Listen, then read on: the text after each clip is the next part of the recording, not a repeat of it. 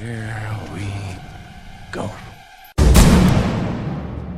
Good evening, ladies and gentlemen. We are tonight's entertainment. What a podcast I've got for you today. This guy, he's inspirational. He's a beautiful man inside and out. The guy's just an absolute legend. He made a change when he was young and said, no, I'm going to do something I love. He became an actor, and this is his story. Please enjoy and welcome Mr. Kriss Dillion. Okay, guys, and welcome to Kazcast episode 3 with my guest today, Kriss Dillion. How you doing, Kriss? I'm good, thanks, mate. How are you? Good, thanks, buddy. So we've got Kriss in today to talk about his career so far in acting. Kriss made a sort of a sudden career change back in 2011 and decided he wanted to get into acting. So today we're going to talk about his journey so far, what advice he can give to perhaps sort of new people coming in, and just his experiences and what he's learned. You up for that, mate? Absolutely, mate. Of course. Sounds good. Cool. Yes. Well, let's go back to the beginning, shall we?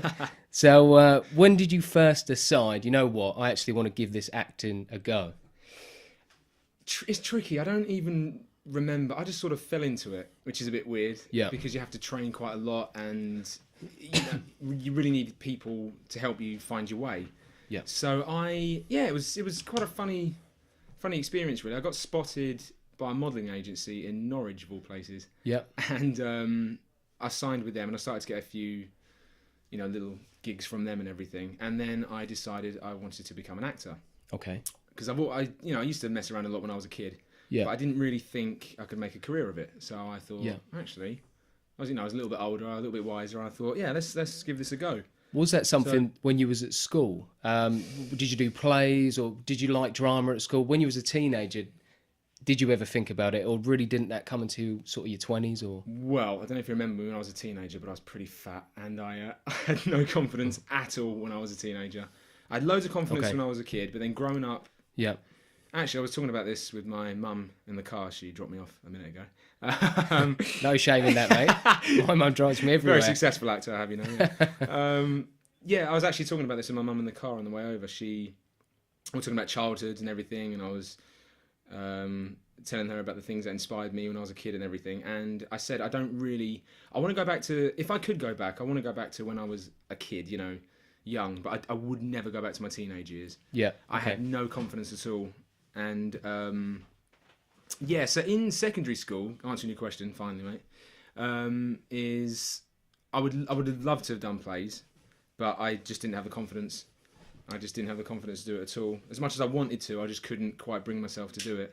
So that didn't come until later on. So I think when I started in 2011, I was 21 at the time. Okay. Yeah, so that was the right time for me to get into it then, I think. And is it quite a common route in going the modelling way? Do a lot of people start with modelling just to get themselves sort of out there and then branch out into acting? Is that a common thing to start with? Yeah, that's one of the avenues in. Yeah. I mean, there's lots of different... I guess the most traditional one is you want to be an actor from when you're a kid, and you go to drama school. You do drama GCSEs, A-levels, and then you go to drama school afterwards, and then hopefully on the back of drama school you pick up a really good agent, and then you start doing work from there.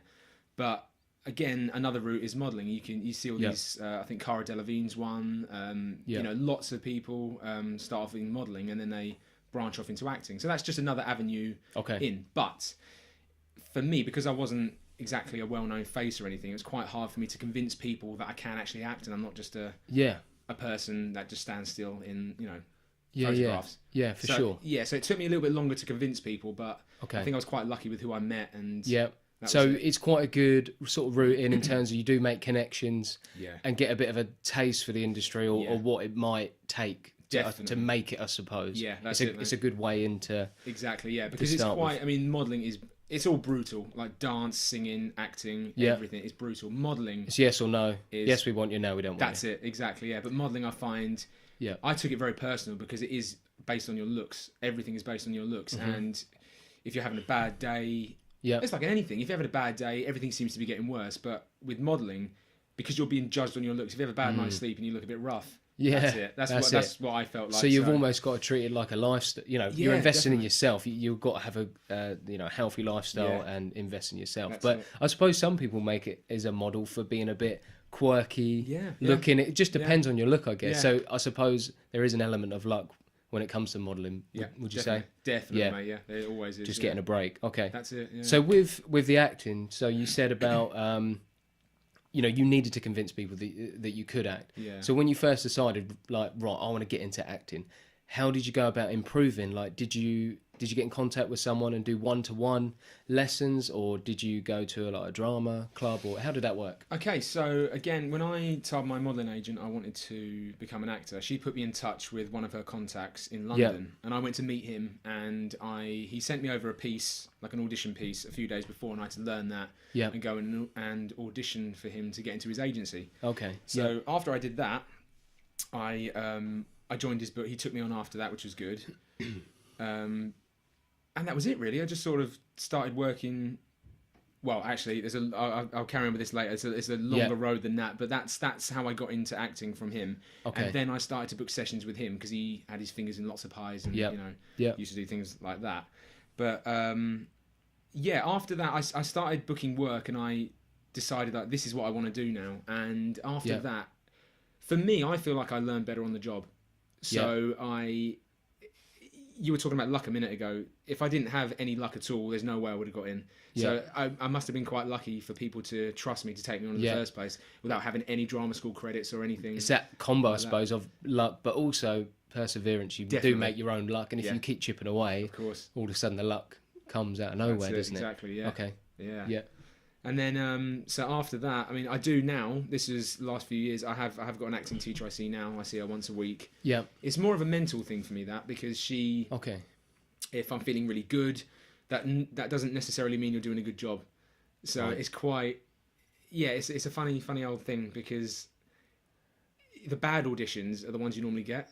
And the good auditions, you walk out thinking, I've nailed this, I've got this, yeah. You don't even get a So you can't. I suppose when you first start, you can't beat yourself up too much because you don't know what the outcome's going to be. That's it, and that's from when you must start. Be confusing though. Yeah. You think, I thought I was good, or I didn't realise, I thought I was terrible, and it does. You're saying I've done well. So I suppose it's full of surprises. Yeah, it lulls you into a false sense of security, definitely, because you think, exactly like you said, but it doesn't matter at the beginning or halfway through or right at the end. You still need.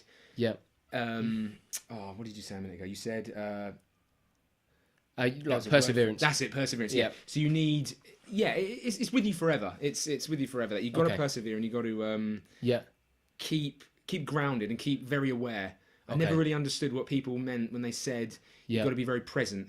That's one thing that always stuck to me, and now I get it, because when someone told you need to be present, as in when you're doing an audition, or when you're just acting in general? Acting in general, audition, the process of you learning the lines at home, doing it in front of a mirror, whatever your process is, in the audition room, when you get the job, it's being present. And I finally understood what that means, and that means because you got the job, or because you got the audition, or because you got the lines ready for the audition, don't think that it's yours. You have to be aware of what you're doing with your body, your voice, your mind, what you're thinking about, your motivation for that character. It's like a jigsaw puzzle. You're trying to put it all together. And if one little thing's off, say it's your body language or whatever, then that can be the decision that they make. Totally. So man, there's certainly sounds like there's a lot of pressure. Definitely. So what did you do before? You went into acting again? Before acting, I was a hairdresser. Right. So what made you decide? So really going from obviously hairdressing into acting, a completely different industry. Yeah. How scary was it making that first jump? And when you did make it, did you have a lot of support around you from your family? Yeah. That is very important, and I'm very lucky to say that my mum, my dad, my little brother, everybody was behind me, and they were pushing me forward, because they wanted me to succeed in something that I'm happy doing, whether it be a bin man, a plumber, anything I wanted to do. As long as I was happy doing it and I wanted to succeed, they wanted to push me. And if I was awesome, broke, they would help me out. Yeah. So I was really lucky to have that real strong family unit. That's quality behind me. Yeah. So, but it was really scary leaving hairdressing to go because into you'd acting. done quite a few years of that. Yeah, I did. So And you were you like a manager? Well, I got to the point where I was the salon trainer, so I was the ones that would train train the trainees up to become qualified hairdressers. But I felt like, I mean, I never really enjoyed it, which is quite sad because a lot of people do it and they love it. Yeah. And I did love making people feel happy and making people feel good when they leave, but the job itself, I hated, mate. I can't even sugarcoat it. I absolutely hated hell for me those years. And what age did you get into it, and what age did you leave when you went into acting? When I was 15, so I left school because I was one of the youngest in my years. So I was just turning 16, but I already had the job set up in the salon. So I left school and joined the salon when I was 15.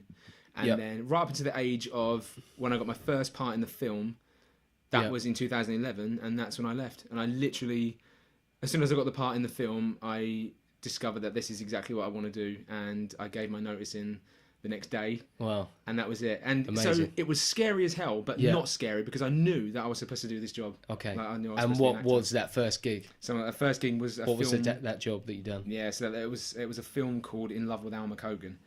And I was very lucky to get that job again because apparently after I got cast in it, I found out from the producer that they were having a really tough time trying to cast his character, and it was searching the internet and all of Spotlight and trying to find the right actor for it. And they come to my page, they got to my page and saw me and said yes, and they didn't even audition me. They phoned my agent and said they wanted me. That's incredible. And that was it. And then I got really friendly with the producer. Yeah. And she continuously started to cast me. She continuously cast me in independent films, little cameo roles and everything like that. Yeah. Afterwards, so I still see her quite regularly, and I got on really, really well with her, and I got to meet her husband, and he was amazing, and I got really friendly with him. Yeah. And he was John Hurt. So John Hurt. Yeah. So you got friendly with John Hurt. Yeah. Yeah, that's incredible. One of the best voices ever. It was incredible in cinema. Absolutely, because I had no idea she was married to this guy. And when you didn't realise? Not a clue, mate. Did you turn up at the house and John answered the door? Or? Well, kind of like that. I got a letter sent. I asked Anwin, the producer, to send me if she could send me a copy of the film I was in for my showreel. She's like, "Yeah, of course, love. I'll send it over to you now." And then when I received the letter, it said, "To Kriss, with all my love, Jay Hurt." And I was like, "What?" And I opened up the letter, and it was a little nice handwritten letter from Anwin, and it was signed Anwin and John. And I was like, no, it can't be John Hurt, surely. Not the actual John Hurt. There must be other John Hurts. Yeah. Because there definitely is. It can't be the John Hurt. Well, I didn't know he lived in Norwich either. That's the thing. I had no idea. But so they lived in a little place. I thought the only famous person who lived in Norwich was Alan Partridge. Yeah. I had no idea. It's full of them, mate. It's full of them. Yeah. Yeah. So it was really funny. Yeah. So I met him a few times. And on set. What was he like? He's incredible. Like, he is incredible. He is so passionate about everything. And the last conversation, actually, the last time I saw him was when. Not the World Cup just gone, the World Cup before, where Germany stuffed Brazil. Yeah, 7-1 or something. And we were watching it whilst we were filming, and he was so angry the whole game. And he was so passionate about everything. I loved it because everything he did, he was so passionate about, and you could just tell. What was he so angry about? Just the fact that Brazil getting they should be good at football, and they were getting stuffed by Germany. He was not happy about it at all. So he was a passionate guy. Yeah. Did he give you any bits of advice that you really thought, okay, thanks for that, John, I really appreciate that? Yeah, he did. Was there anything he said to you that really stuck in your mind? He did a couple of things, actually. So something he did, or something he has been doing, which inspired me quite a lot and gave me a lot of respect, even more respect for him, if I could have had any more for him. Yeah, it's John Hurt. But he after we finished filming, we shared a cab together from set back to the location where everyone was staying. Yeah. But obviously he lived in Norwich, and that's where we were filming, so we just jumped in his car and drove home. Yeah. And he got out of the taxi and he walked to this beat up black Nissan Micra, and I just thought he was standing by a random car, but that was his car. Yeah. He didn't have a flashy car. He didn't have anything, and I love that because it wasn't showing off at all. I mean, it was great. So that kind of made me feel really good, and it brought home the fact that I'm not in this for the fame. If I ever become famous, I'm in it because I love doing it, and it's the same reason he's doing it. He's not doing it because he wants to become famous or anything like that. Yeah. He's just doing it for a job, and it just goes to show he's doing it for a job because the crappy car he was driving. Of the lifestyle that he was living, and that's so inspiring to hear, and it does. I mean, that makes you realise that money isn't everything, because he's not splashing his money on fancy stuff. It's really humbling. It's really nice. I think just finding something Yeah. that you can just be passionate about and you can be creative with. Yeah. That, for me, that's what leads to happiness. And Yeah. like you say, yeah, you were doing well at the hairdressing job, but you know, go into acting, you know, you've found like your passion and your drive, and that's what makes you feel motivated getting up every day. I imagine working and pushing, and you don't mind putting the hard work into something that you love doing. Yeah, I mean, I eat, sleep, and breathe it, and it doesn't matter what time I get up, what time I go to bed, if I've had any sleep at all. I just love it. Yeah. Sorry, answering your question a minute ago, mate. Sorry, I went off on one there. No, it's fine. Go off on tangent. That is fine. About the piece of advice he gave me. Yeah, that's right. It was. So we were sitting in the cab going back to the car. Yeah. And he said, because we were talking about agents and everything like that, and he said to me, I wasn't moaning or anything like that, as if my agent's listening. He said, don't ever forget, Kriss, your agent works for you and not the other way around, because we're talking about jobs I want to get seen for and everything else. And he said to me, remember, you know, they work for you. You do not work for them. Always remember that. And obviously I thought, well, you're John Hurt. Of course they work for you. 100%, yeah.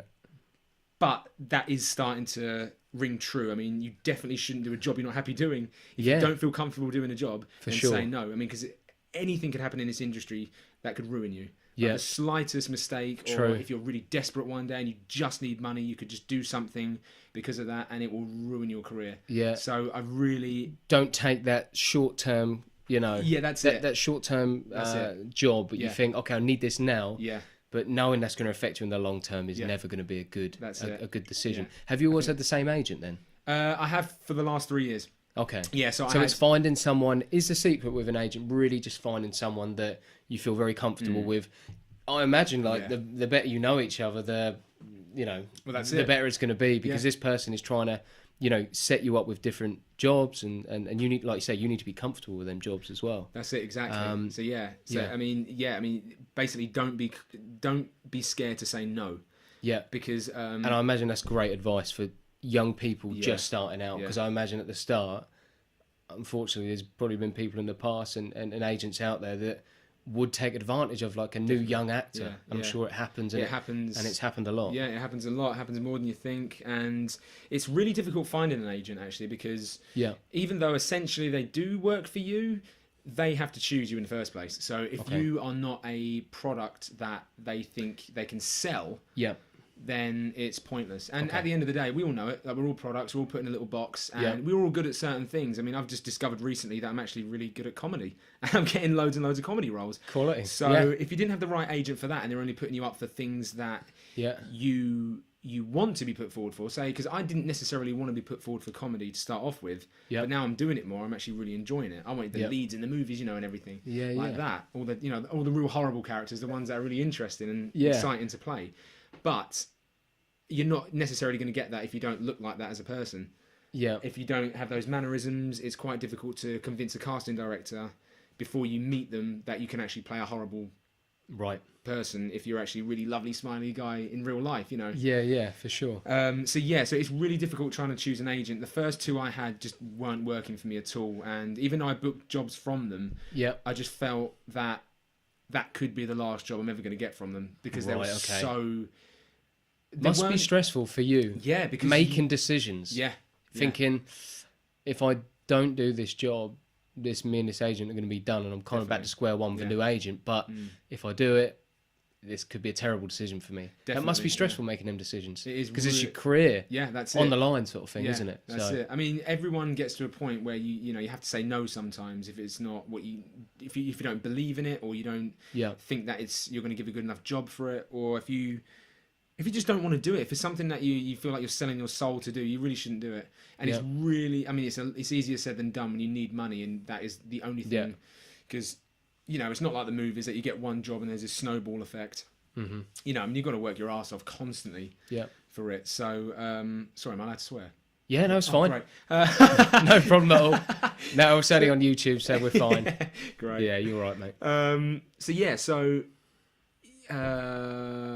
It's...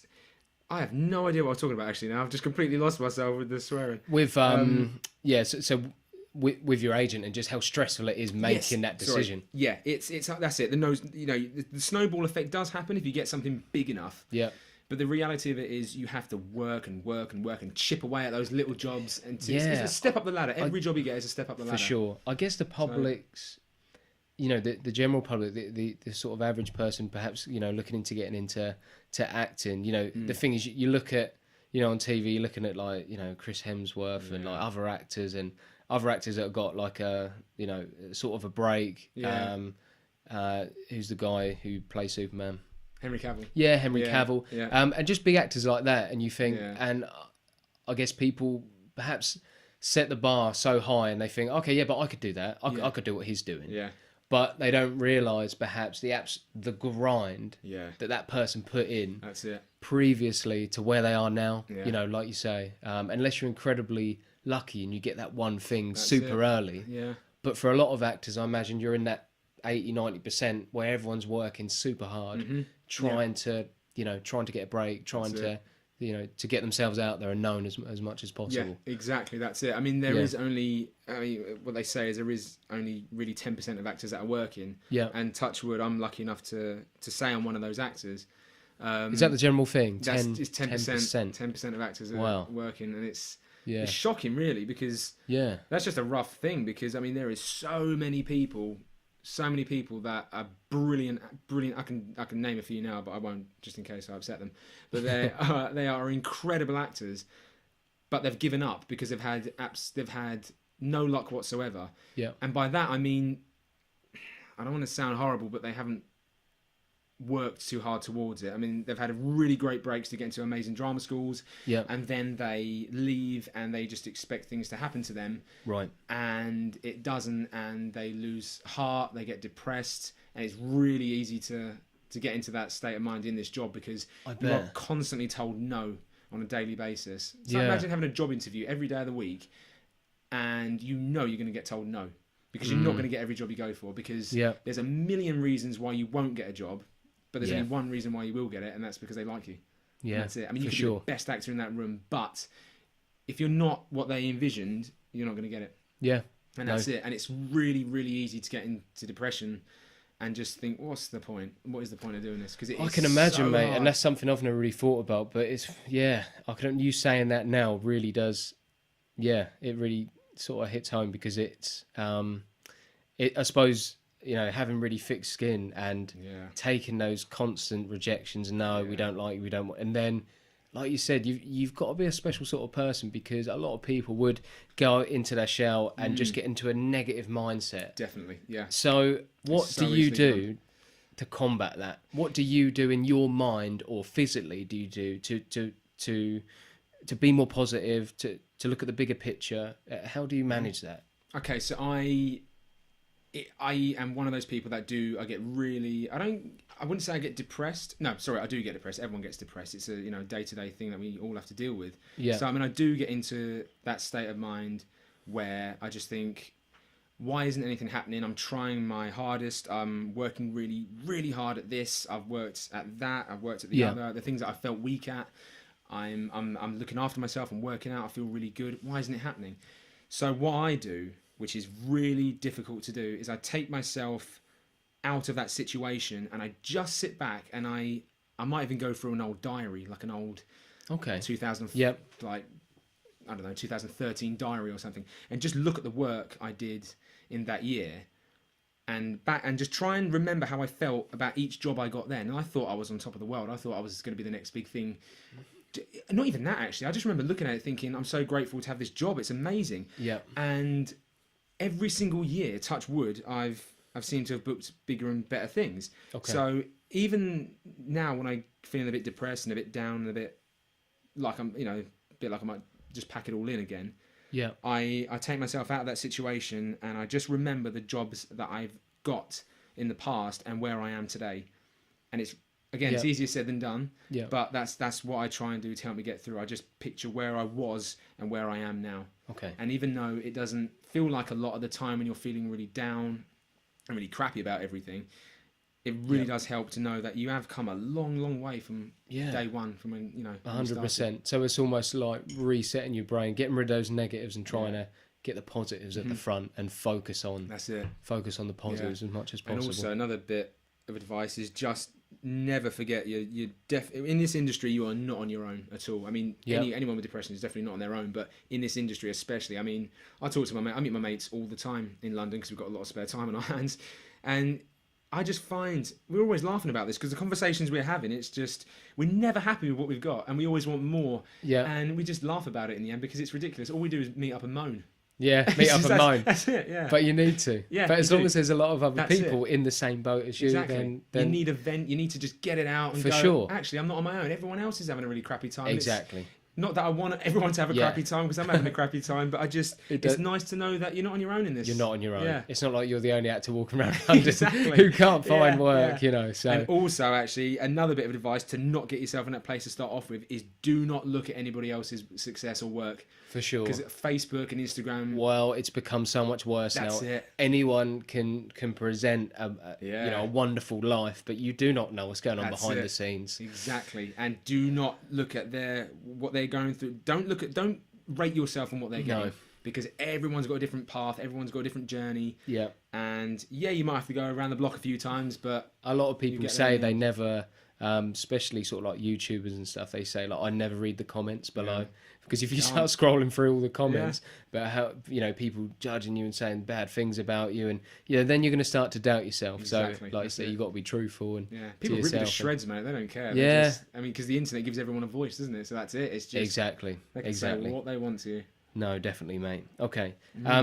So briefly, just for anyone that wants to start out in acting, are thinking of getting into it. Yeah. How do you go about getting an agent? How does that work? So you need to have a good show reel or something that you've filmed. What is a show reel, just for people who aren't sure? Of course, yeah. So a show reel is basically all the snippets of the best scenes that you've done in everything. So obviously that comes with time because you have to book the jobs to start off with. Yeah. But that is just a snippet of the best scenes that you've done in one short video, like a couple of minutes long. Cool. So if you can't do that, then just film yourself doing a monologue, film yourself doing anything. As long as they can see you doing something, then that is better than nothing. Okay. Unless you're in a show, which is quite, again, that's easier said than done because it's really difficult to get into a show to invite an agent down to.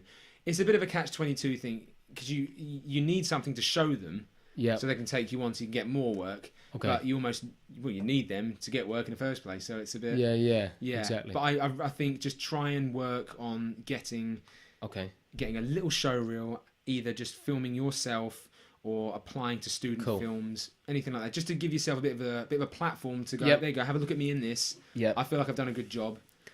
Yeah. Showing off your skills and what you can present. Yeah. Okay, cool. Yeah.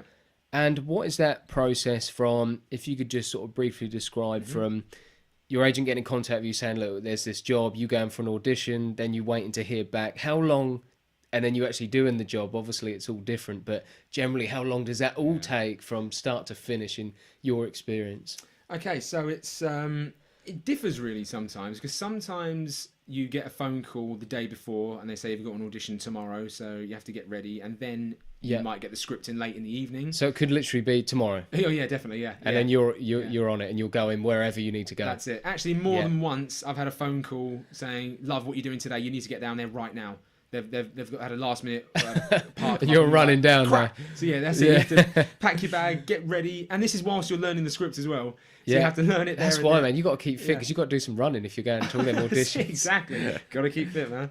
Yeah. But that's it. It's just I mean, you have to. Basically, they say jump, you say how high. Yeah. And that's it. And that's how it is. Yeah. But an ideal world. These are the ones that I normally get, and these are the ones that I'm.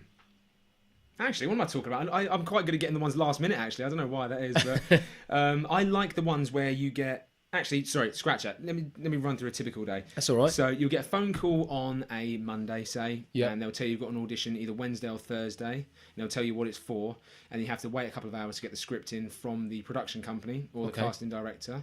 So after your agent gets that, they'll send that to you. Now, depending on how busy they are, you might get that there and then, or you might have to wait until the last minute of the day before everything else is done, because they're obviously booking other people's jobs and writing up contracts and negotiating and all that. So you might get it at the end of the day. Okay. So when you get that, you have to stop everything you're doing and learn that script as much as you can. And of course, you can go in with it.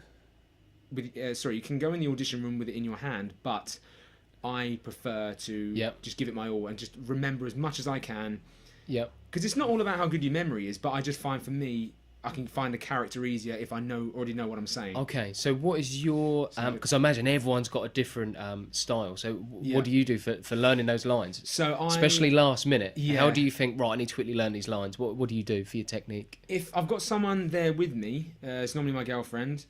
She's really, really good because she's very good at dropping everything and helping me. So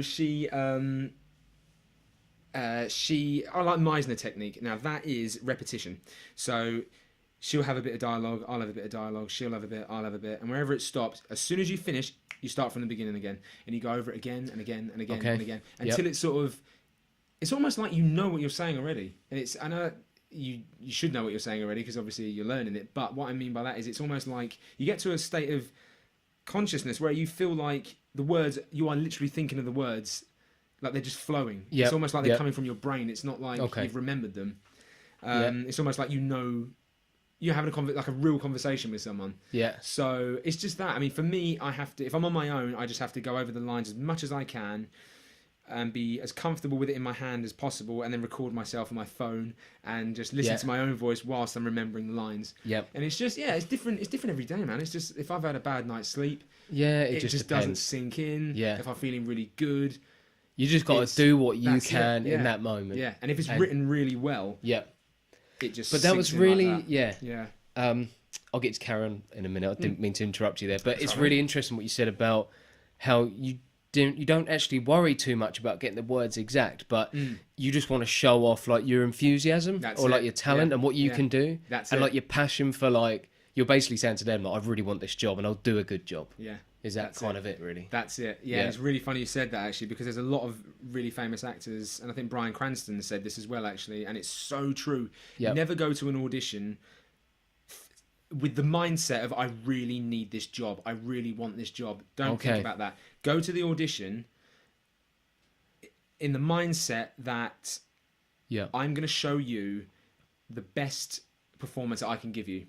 I'm going to show you the best performance that I've come up with now. You might not like it. I might not get the job, but I'm going to show you the best of what I can do. And then walk out the room and forget about it. Quality. So I really like that advice. That's really good.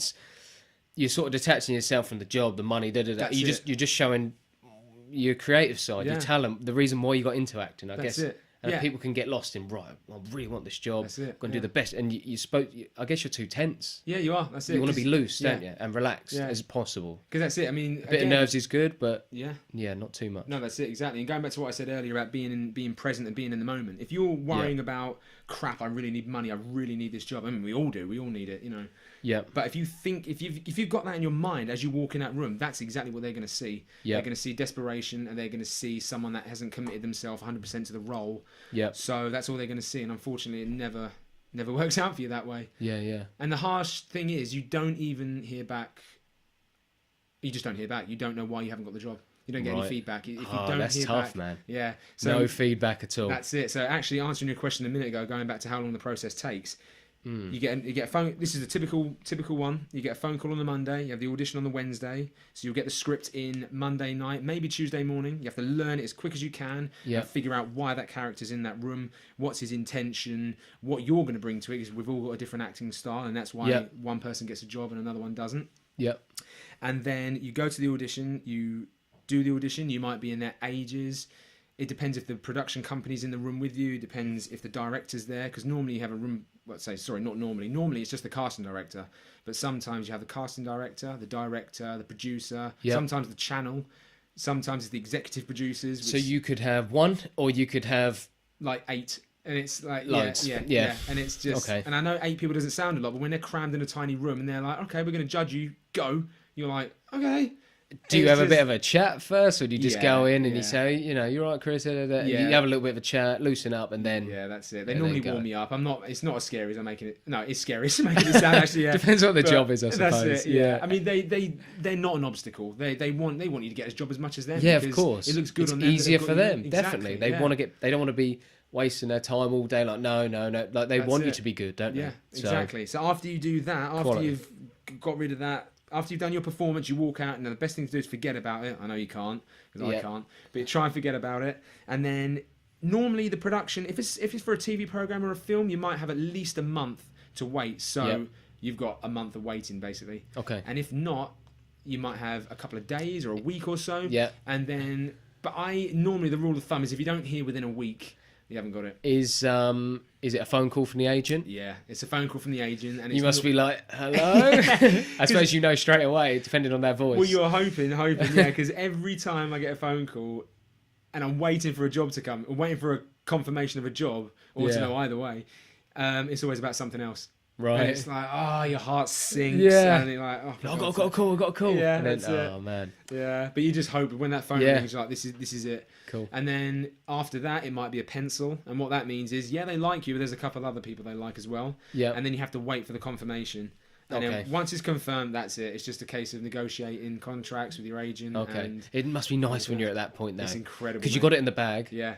You got your job. Yeah. You know, you got an income coming in. You're doing something you enjoy. Yeah. It's something else to add onto your CV. That's So it. that must be a lovely It's incredible. feeling. It is the best feeling in the world. And no matter how shitty it's been for It months... wipes it out. Yeah, that's it. You think, it was all worth it. Yeah, It you was could have all been worth having it. the worst year ever. I Quality, mean, mate. bad luck outside, no jobs, nothing. As soon as you book a job, everything goes. Mega, it's mate. the best, and then you realise, actually, this is why I love doing. This is why I keep doing it, because it just keeps you in.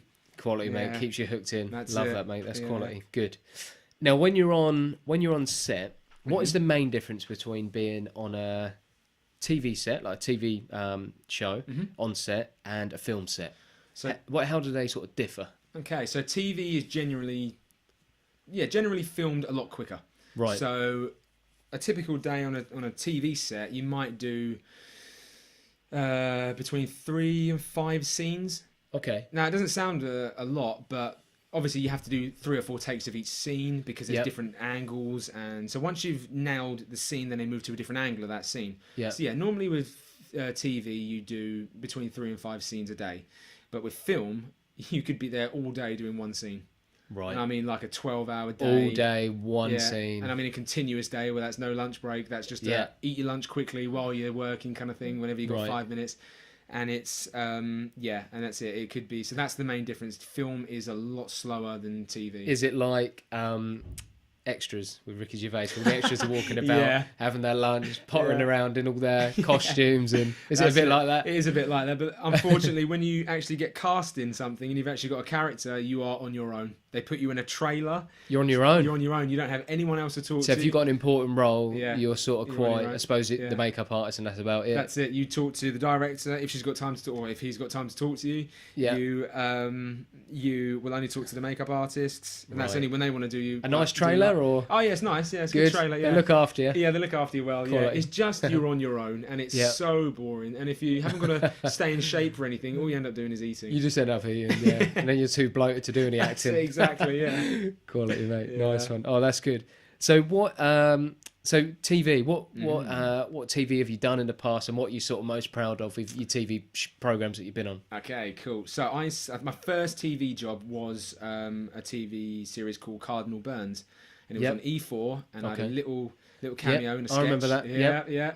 I loved it. It was brilliant. It was with a really big director. So that was your first bit of TV, and you think, this is on E4, this is the real deal. Yeah. That must have been exciting. That's it. And I didn't ask when it was on. I didn't ask anything. So I had no idea. I was telling everyone, it's on tonight. And then I'm doing it. Yeah, quality. And I was like, oh no, it's tomorrow. Oh no, hang on a minute. No, it's next Thursday. Sorry. Yeah. And that's it. And then when you see it, you're like, this is amazing. How did that feel? You're sitting on the sofa. Can you remember that moment? I can remember that moment. I'm never Were your family? I was with my sitting mum. on the sofa, watching TV. Yeah, my dad actually went to bed because he couldn't wait up any longer because it was on quite late. But I recorded it and he watched it the next day. That's cool. So it was on quite late. I was sitting there with my mum, my little brother. My dad was like, right, let me know in the morning. I'm going to go to bed. I was like, all right. Yeah. Cheers for that. And when I saw myself, it's almost like I didn't recognise myself because it's weird. Like your head's twice the size as it normally is, and it's just. Did you just sort of freeze? You were just like, what's going on? I'm on the TV. This is awesome. This is so cool. Yeah. I had to rewind it about 5 or 6 times. It was great. Keep watching it. Keep watching so it. I've still got that recorded now. I'm never going to let that go. No, mate. Awesome. Yeah. So after that, what did you move on to? So after that, I did a little Agatha Christie thing for BBC. Yeah. And I played the victim in that. Murder victim. Yeah, sorry. Yeah. So I was the victim in that. And that was good fun. That was, but it wasn't much of a role. And then after that, I did this is when I started to book bigger roles. It's almost like I booked a really good job, and then I'm not going to say I went down, but it was almost like the character went down a little bit. So this is what I mean. Like you just love doing any role you get, big, small, whatever. It's great. Yeah. And then after the Agatha Christie, I had a bit of a break from TV, not intentional at all. I really wanted to carry on, but jobs are almost like few and far between unless you are unless you do regular things. So after that, I booked a few years later a TV series called Da Vinci's Demons. Okay. And that was on Fox and Foxtel in Australia. And that was great, but I was playing a Turkish character in that, so I had to I am half Turkish, but I understand more than I can speak. And if it's written down in front of me, I can read it. Okay. But I had to learn so much Turkish for that role. Did you really? And yeah, it was brutal, mate. And that must have been very nerve-wracking on your first day, thinking, right, I'm gonna. It was insane because after I got the job, I learnt my scenes, and then when I went to on set filming, the director, he absolutely loved me. And he was a great director called Peter Hoare. Yeah. And he said to me, Chris, I want you to ad-lib it, mate. Do whatever you want around the scenes. We're going to mic you up. And after you finish filming, I want you to go to the translator and just tell her what you've said so we can put it on the subtitles. And I was like, awesome. And then just before he shouted action, I thought, shit, I don't know any Turkish really. So, so I had to... So what, you'd forgotten? You'd forgotten Turkish, or did you realise, actually, my Turkish isn't as good as I thought? It's not as good as I thought. And even though I can, if someone's giving me a script in Turkish, I can learn it, and it's brilliant. I know what I'm saying. As if it's not nerve-wracking enough, mate. You learn. I don't know why I do it to myself. Speaking another language as well. But I just, for some reason, I just had a mental block, and I couldn't think of anything. So what did you do? I had to just say, I'm really sorry, can I just have 5 minutes? And he went, yeah, of course you can. So I called the translator over, and she said, is everything all right? I said, yeah, can you just tell me something to say? Because I'm really struggling and thinking at the minute. And she said, yeah, of course. So she just said, just say something along the lines of this. And I was like, okay, of course. Now, could you just roughly tell me, and I'll work around that, hoping she would tell me exactly what to say, and thank God she did. So I just remembered what she said, and I just went from there. That was it. She told you to say that because she could have told you anything. Well, that's it. I know, but thank God I knew roughly what she was saying. So I was like, okay, that's fine. Oh, mate, that sounds nerve-wracking. I know, well I know done, it was, mate. You got through it. I got through it. I don't know how I got through it, but I got through it. Good on you, it was mate. insane. And then after that, I got another Turkish character in Red Dwarf. Ah, quality. And with Craig Charles. Craig Charles, yeah. It was really cool actually because my scenes are with him. So it was really nice. Actually, I got to meet them all, but he was the main guy. Did you ever chat about Robot Wars? I didn't actually. He was very quiet, actually. Was he? Yeah. Okay. Yeah, but that's pretty cool because that was, it was a really big show at one point, wasn't it? I used to love that. Yeah, it was a quality show. It was awesome. I know, and this is it as well. It's like, another thing I can't get my head around is the fact that I'm in these amazing shows, and like Red Dwarf, I grew up watching that. And I'm in it with them, and it's like, hang on, this is really, really weird. It must have been strange. Yeah, it's all so of a sudden weird. You're with them, and they're actually there, next to you. Yeah, strange, mate. And then quality. So that was amazing. I loved that, and just being, being in the Red Dwarf ship, it was awesome. Yeah, quality. And then after that, I actually recently, which you can actually catch on BBC iPlayer now, is Cuckoo. I saw you in that. Oh, did you? Yeah, I saw you. Silverman. Yeah, buddy. Yeah. I saw Greg Davis do live stand-up the other day in Cambridge, and he was so funny. Was he in Cambridge? Yeah, at the Corn Exchange. That. Oh. What was he like? What's he like in person? Is he hilarious? He scared the hell out of me when I first met him because he's got like a resting bitch face. It's like he has. He's a huge guy, and he used to be a school teacher, didn't he? He's so big, and I'm 6'2", and he towers. He's a giant. He's a giant. Huge, but he's awesome. He is awesome, and I just remember sitting in the green room with him and Taylor Lautner.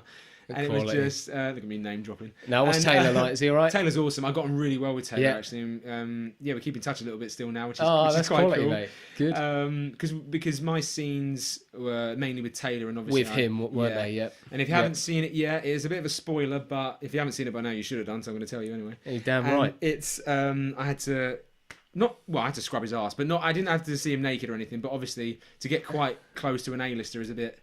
it's a bit intrusive on their behalf. So it's like there's a lot of Twilight fans that are so jealous of you right now. Yeah, would have loved to have done that. I do have to admit. Yeah, so we got on quite well because obviously we had to get quite close, obviously physically and I think emotionally. Yeah, definitely. Just for him you to let me do connected. that. You connected. Yeah, we connected. That's nice. Yeah, that's nice. But I love Greg. Greg was awesome. Greg was just making me laugh the whole time in there, and I made him laugh as well, actually, which was great. Yeah. So which I never thought I'd be able to do. But yeah, it was brilliant. It was a great laugh. It was awesome. Quality. And then after that, I've recently booked and I've just finished filming the new season of Casualty. Casualty, legendary show. I know. Is it longest running? Longest show? running. Show on BBC. Oh, what is the word for it? Longest running medical drama in the world, actually. Ever. Yeah. Quality. So, what have you just done on Casualty? So, I play a character called Rufus Adams, and obviously I can't give too much away. Yeah. But that is out on the. Hang on a minute, I need to check my diary. Have a look. It's out in November. Okay. It's out on the. Have a look, mate. Have a look. 17th. So my episodes start on the 17th of November. Yeah. And I was working with a really amazing director called Julie Edwards. She was awesome. She basically let me do whatever I wanted because it was that relaxed. And when they give you that leeway, you try different things and you know they're gonna either love it or hate it. So she was amazing. She would give me really good pointers, and if I wasn't doing it how she wanted, but she basically let me have complete freedom with it as well. So I was able to relax a lot more into the character. Yeah. My character is very interesting actually. I had to do quite a lot of things I haven't done before, and I can't give anything away unfortunately, but if you watch it on the 17th of November, you'll see what I'm talking about. Awesome, mate. And I had to actually, for the first time... Now, they didn't say this to me. They obviously didn't tell me to get in shape or anything like that, because I keep in shape quite a lot, and they don't normally say you have to get in shape for it, unless you are playing Superman or something like that, obviously, or Thor. Yeah. But my character, I felt he... Actually, I will tell you something which isn't going to give too much away. He's a football player. Okay. So obviously I had to get into shape. So exactly. You've got to be in shape. Yeah. So I started training a bit like a football player, and I completely changed my diet, and I just tried to shave off as much fat as I could, just so I could, see the outline of a six pack if I could squeeze it in. Yeah, definitely. And it was really good actually doing that, because I've never done that for a character before, and because this is actually one of the biggest characters I've got so far. I had quite a lot of time of rehearsal for it, so I had time to actually shred up for it a little bit. And quality, mate. And it gives you that confidence, doesn't it? Knowing you've done the work. And it's almost, I'm ready, I'm here, I'm physically, mentally, everything is on point, everything's ready to go. That's it. And I think fitness is really important anyway. But definitely. I mean, especially when you're playing a character that's supposed to be fit. It's almost like you are the character at the end of it. It's a really funny thing. You almost become a different person. Just thinking slightly different about the food you eat and the way you train. And so, it must just, as you become more experienced and you play bigger roles, that just must intensify so much more. That's it, exactly. If you're playing somebody like the new Bohemian Rhapsody coming out. Oh, yeah. That guy playing Freddie Mercury. He would have had to have become Freddie as much as possible. His mannerism, everything, Insane. And that is like the highest level, obviously. And he looks like him so much as well. It's amazing. I can't wait to see it, actually. I love got the fake teeth, isn't he? Yeah. It's quality. It's quality. It's incredible. Okay, cool, mate. When have you been in your career so far? When have you been most starstruck? Most starstruck. Where you've been like, oh my god, that is, Okay, so that happens quite a lot to me actually, because I just feel like I've tricked all these people into giving me jobs. It's weird because I tell them what you gotta do. That's it. It's funny though, because I honestly think like I've fooled them. Now they're gonna see the real me. Now I'm on set. Oh my god, what have I done? You have this panic beforehand. Yeah. So every actor I see, I'm like, oh my god, like they're from telly, and it's like, hang on, Kriss, you're actually with them now on telly. So just calm down. Chill, it's fine. relax. You got the job. You can freak out after it's all done. Yeah. But the most, I think, after John Hurt, because I mean, obviously, like I said, I got quite friendly with him. I didn't really see him as John Hurt anymore. Just John. Yeah. And that's it. But the most starstruck is recently, actually. So I've recently finished working on the new Disney movie, The One and Only Ivan. Oh wow! A Disney movie. Yes, that must have been a great experience. That's the biggest production I've ever worked on. It was insane. I mean, they built the zoo from scratch, everything. you're basically in a shopping mall that they've just built there and then on set, and it's all, it's incredible. And I mean, the amount of money these productions have, and the amount of work that these guys can do, honestly, they do not get enough credit. These must set have been designers. a great thing to see how incredible. Disney works. Yeah, and see how they do their stuff. Insane, amazing experience. So yes, I was. So I'm just going to reel off a few names now who are in the film. Yeah, go for it. Sam Rockwell, Angelina Jolie, Helen Mirren, Danny DeVito. You met all of these? Well, no, this is it. Unfortunately, I didn't meet any of these guys. No, because they're voicing the characters. Oh, so of course, that's right. They're all voiceovers. But the guy I did see and who I actually am in, all my scenes are with him, which was incredible, is Bryan Cranston.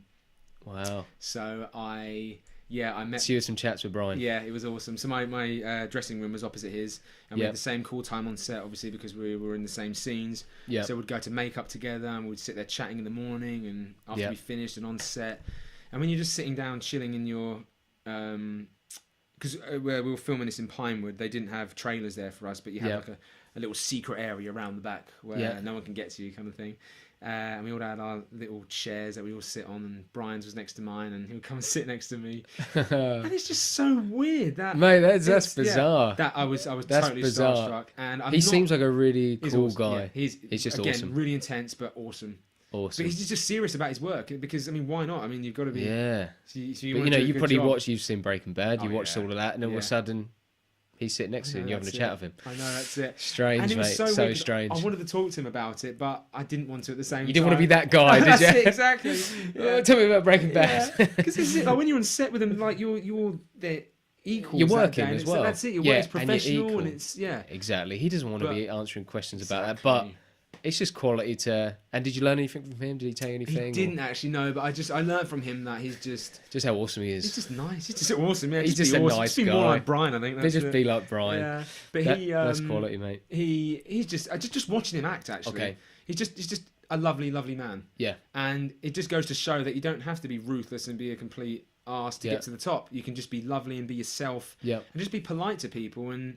That's awesome. That's mate. it, and it's just really nice watching him because he is as nice as you think he is. Yeah, that's it. That's really good to hear. And I had to get a selfie with him. I'm not normally that guy, but I was like, no, you've got I'm to. Really sorry. I'd have been surprised if you didn't get a selfie. I know exactly. I had to, and he's like, "Of course, brother, come here." And I was like, oh, just call me brother. Oh. Brian just called me brother. Brother Brian. Good time. It's probably because he couldn't remember my name. Yeah, call me brother. Yeah. That'll do, mate. That'll do. Quality. Yeah. That's really awesome, mate. So. Past or present, if you could work with any actor from any time, who would you love? Who would you love to work with? Heath Ledger. Yeah? Yeah. He's your number one guy. Yeah, he is actually the whole reason why I got into acting. He, I don't know why, but I just had this like fixation with him. I don't know what it was, but I loved everything he did. And I love the fact that he wasn't, I don't know. Like if he didn't want to work out for a role, he wouldn't work out. He basically said, "This is what I'm going to bring to the role. I don't think this character needs to be absolutely jacked or anything like that." He's a manly man, so he doesn't need to be. He works. I'm talking about Brokeback Mountain when I say this. Like he's famous. He's famously known for not wanting to work out for that role. Yeah. And Digimon Hansu took him to the gym and wanted him to work out with him. Yeah. And he said, "I can't lift any of these weights. What the hell are you doing to me?" And Ang Lee, the director, was like, "I need you to get bulky for this role. You need to be bigger. You're a cowboy, Yeah, yeah. And he's like, "Why? I don't need to. Like he's a man. Like he just gets big from lifting the stuff that he does around. He doesn't go to the gym." So he convinced him that he didn't need to go. And I just love that because he transformed himself enough that you would think he was a real rough sort of big guy just by acting it and becoming the character and not actually physically changing anything. And I felt like if he didn't want to do it, he didn't do it. Yeah. And this is why I think that's why I loved him so much, because he only did the roles that spoke to him and not just any old thing just to get by. And I'm not blaming any actor for doing a role purely for money or anything else, because I would do exactly the same. But I would absolutely love to be one of those guys that are very, very picky in the future. Yeah. Because I like to do weird stuff. I like to do independent things because I find them more exciting. I find them... You probably learn more. Yeah. Because it's outside the box. Yeah, exactly. That's it. Yeah, it's outside the box. It's just different. It's not conventional. And I really like that. And I think that's why I loved him so much. And I think it will help you in the long term. If you do more jobs like that, it's got to benefit you. That's it. Definitely. Yeah. And I mean, obviously, you can't talk about Heath Ledger without his performance as the Joker. Insane. And what do you think happened there with him? Do you think he just got so in, because obviously it said that he just got so intense with the role. Yeah. It obviously had an effect on him and perhaps his mental health. Do you believe that's what happened, or what do you think happened with him playing that particular role? Well, the sort of research I did on him, because again, like I said, I sort of researched him quite a lot because I wanted to know what he did and what his journey was into acting. And obviously, I am my own person, and I knew I couldn't follow his footsteps. I tried as much as I could to stick to those lines of, I want to be an actor. I've got the instinct for it. You don't have to go to drama school if you don't want to. Like, you either can or you can't. And that's why I loved him so much, I think, because he didn't go to drama school.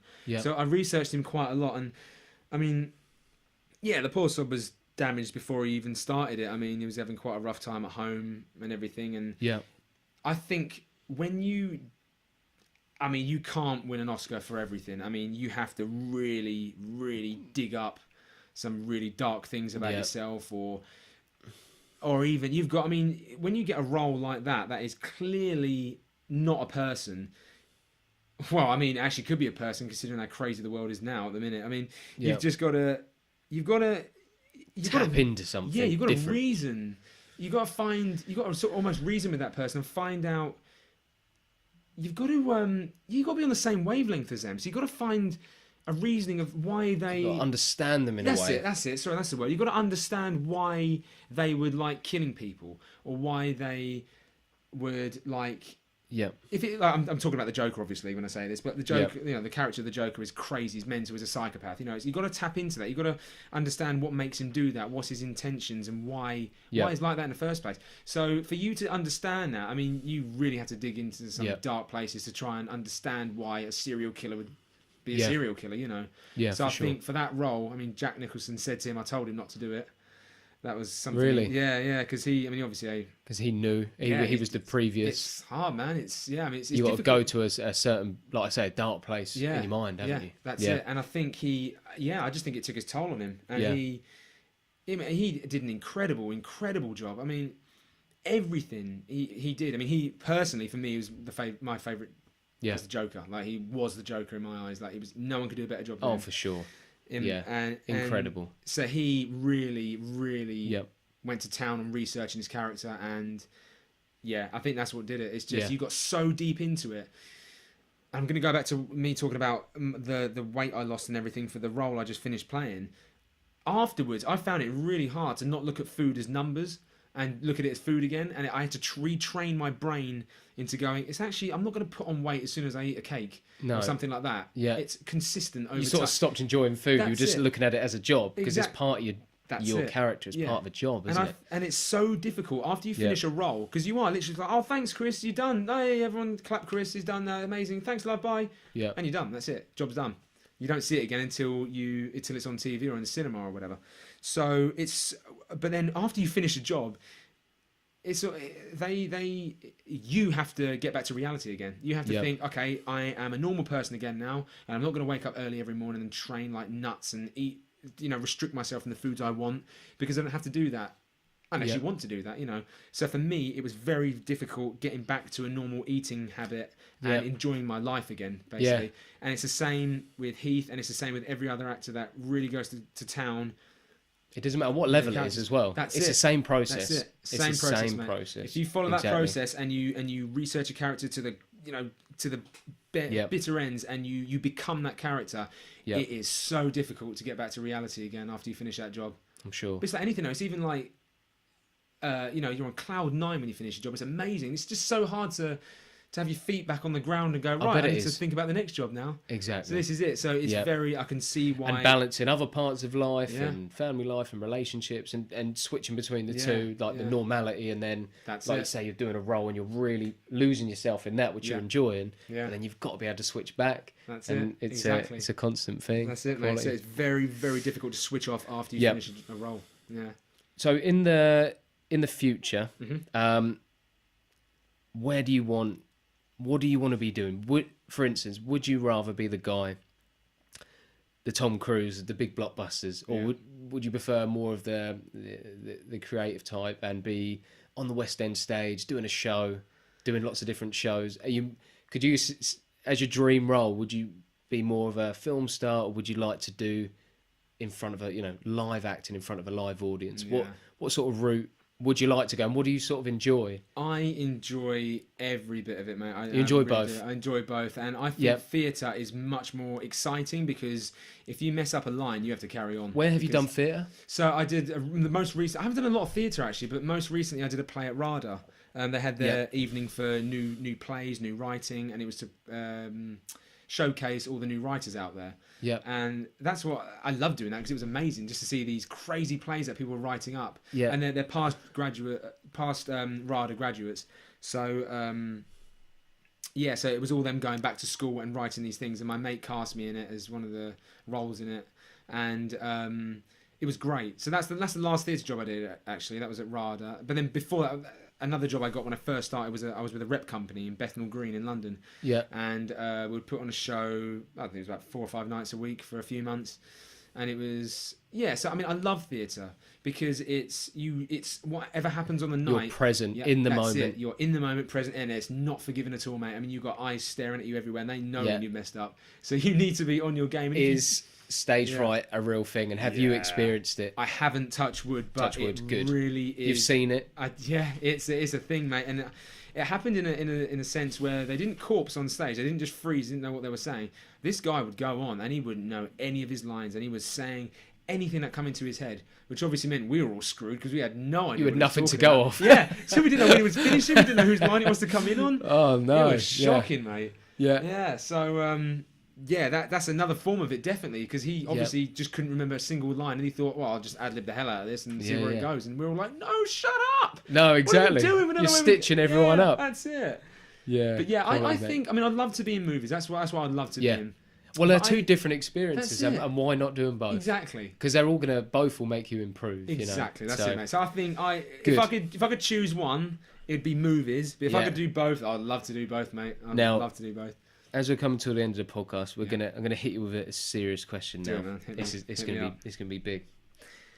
If they approached you and said, "Kriss, we want you to play Batman," but then the next day you got approached again, "Kriss, we want you to be James Bond." Who are you picking? Oh, mate. Are you going to be Batman, or is Kriss going to be the next James Bond? Oh, don't do this to me, Cal. Okay, right. Gun to my head right now. I've got to think. Batman. Batman. Has to be Batman. Yeah. Why's that? I don't know why. The suit. The car. I think it's a suit, yeah. But then Bond, he has nice cars. It's difficult, isn't it? It's hard, mate. It's hard. I think... I mean, I'd love to be James Bond, don't get me wrong, but I think I've always wanted to be Batman. Yeah, man. Yeah. Quality. Yeah. And being Batman, I think it's so much cooler than being Superman. Oh, yeah. It's just like... Oh, yeah. Batman's just... Because when I was thinking that question, I was thinking, who's probably the coolest superhero to compare to Bond? And I thought, Batman. It's going to be tough to turn down. Billionaire, car. It's That's it, exactly. All the ingredients are there. Exactly. Quality, mate. Yeah. Good. So what we're going to do, like the way I finish the podcast is I'm going to ask a question about sort of inspiration and where you found it in your life. So like three different areas, and that you would recommend to others to read or to look at or to look for.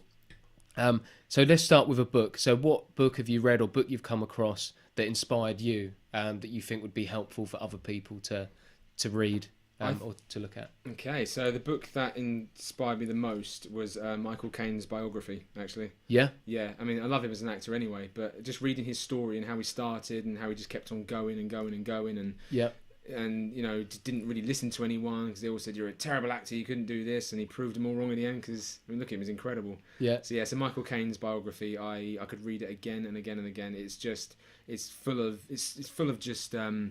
inspiration, and it just makes you go, this is what I want. I'm gonna stay hungry, and I'm gonna go out and I'm gonna get it. It's like a gritty determination. That's it, mate. Exactly. Gives you fire in the belly. That's Quality, it. Keeps mate. you determined, and that's it. So I would definitely recommend that if you're an actor. Yeah. But I just recommend it to anyone anyway. It's a hell of a read. It's just brilliant. Quality, mate. And what about a film? An inspirational film that you would recommend others to watch? So I think one of the films that got me into acting was Nah. So the first one was when I was a kid. Yeah. Was Robin Hood. I don't know if you watched it, the little cartoon. The cartoon one, fox. yeah, it was quality. So I used to pretend. I used to watch that all the time. It was awesome, man. Yeah, it was good. So I used to pretend I was one of the rhinos and used to dress up as them. And, yeah. So that's what started me off in acting. And so that inspired me when I was a kid. And when I got slightly older, it was Braveheart. And I remember... And I was still a kid at this point. I'm not going to sound like a weirdo now, but I made a kilt out of an old pair of tracksuit bottoms I had, and I painted my face and pretended I was William Wallace, and I used to run around the garden. I reckon Braveheart remake, they get you in 100%. They've got to. You've said it. So I think, that's inspired me quite a lot. Yeah. But recently, I mean, I get inspired every day, man. But lots of different things. Yeah. Awesome. Yeah, lots of movies, lots of artwork I see on the, even the graffiti in London. I'm just like, that's really cool. Just quality. Anything. I'm just inspired that's great. All the time. More things that can inspire, the better. Yeah. So if you haven't watched Braveheart, I don't know what you've been doing because you got to watch Braveheart if you've not seen it. Yeah. And then lastly, a person that has inspired you. Okay, I haven't just got one person. I've got a few. I'm sure. I've got my mum, my dad, and my little brother who have pushed me from day one. Awesome. And I would not be where I am now without them. Yeah. And my fiance, Bianca, she is incredible. She's a ballet dancer, and she works so hard. I mean, that is proof that you do not get anywhere without working hard. I mean, I don't know if you've seen that quote, and there's a picture of a ballerina's feet on point, and all bloodied up and plastered up, but they look all lovely and pretty when they're on point. Yeah, for sure. In the point shoe, that's a great one. Take the shoe off, and it's bloodied and blistered, and it's just. I love that. Underneath that's that, quite. It's all the hard work, and she is incredible. And she, mate, if it wasn't for her, I wouldn't be where I am now either. She pushes me every day. She inspires you and motivates you. Keeps me inspired. She's just a lovely person to be around. She's such a good energy, and she gives me energy. And that's it. So the three, love that, Chris. People. That's awesome. Mum, dad, little brother, Bianca. Brilliant, mate. That's awesome, it, mate. I'm really impressed with your story. I think people will be really inspired. I love it when people say, you know what, I'm not happy here, and I'm going to go a different route. Yeah, people might point fingers. They might say, he's making a mistake or whatever. But I think it's great when people, decide to go their own way. And do something they're passionate about and that they enjoy. That's it. And I hope people will listen to this and learn a lot about what you've said. I hope so, and take some inspiration from it because it's been brilliant, mate. I've really enjoyed talking to you. We've covered loads of great stuff. I really enjoyed this. Thank you for having me. And no worries. it's just if you're not happy doing something, just be happy doing something else because you are. Whatever makes you happy, do it. And it's not about money. It's not about possessions. It's just about being happy. I mean, it's great when all that comes, but I find that comes when you do something you love doing anyway. Quality, mate. So, Chris, love it, mate. Thanks for coming, buddy. Thanks a lot, man. Thanks for having me. Nice one. Cool, guys. Well, I'll catch you soon on the next episode. Thanks for listening. Bye.